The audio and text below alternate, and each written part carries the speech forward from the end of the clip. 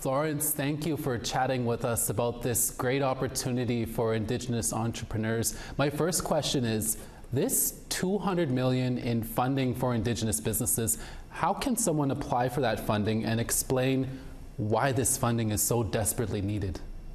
Well, you and I both know that Indigenous entrepreneurs have been underserved. They haven't been cared for properly over time.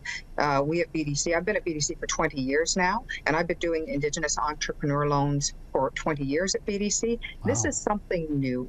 The banks recently rolled out an inclusive entrepreneurship unit.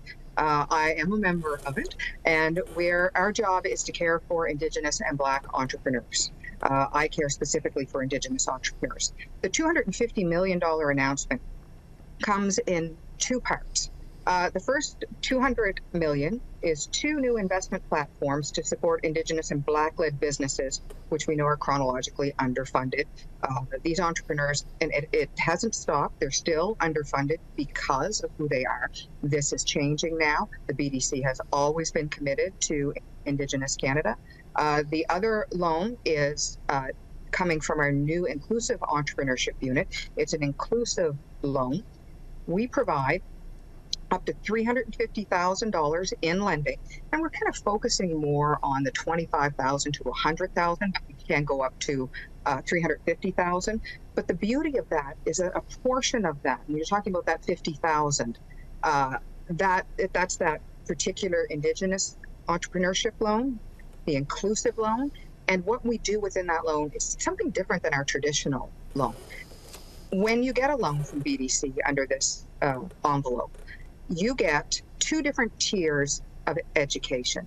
The first one is through our existing platform, where you can take 4 to 12 courses at your own pace and learn from people talking to you and teaching you and talking at your own level. Actually, I'm one of the people who has actually used some of the things that I've been there to teach. The second tier is what I find incredibly attractive. We all know how expensive consulting is, advisory services.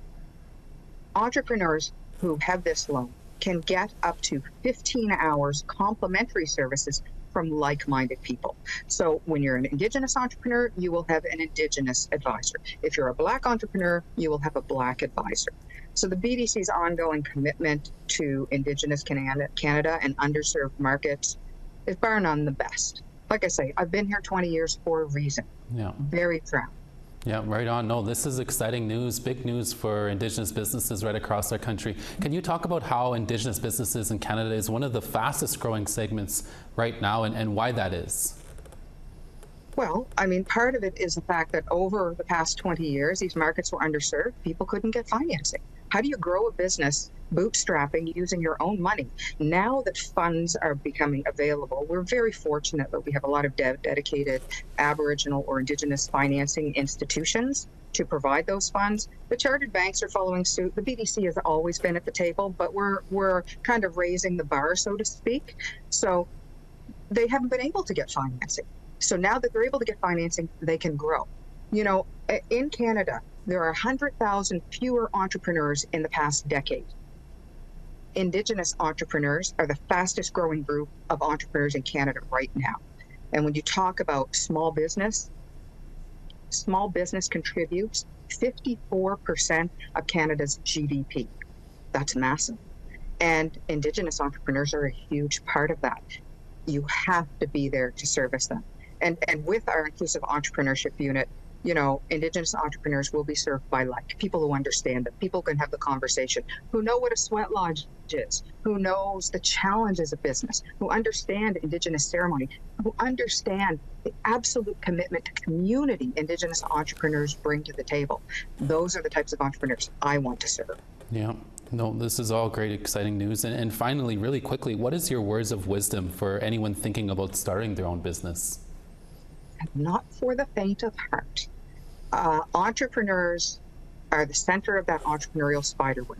If you have functional expertise, I'm a plumber, I have daycare experience, I'm a designer, I'm an artist, that's your functional expertise.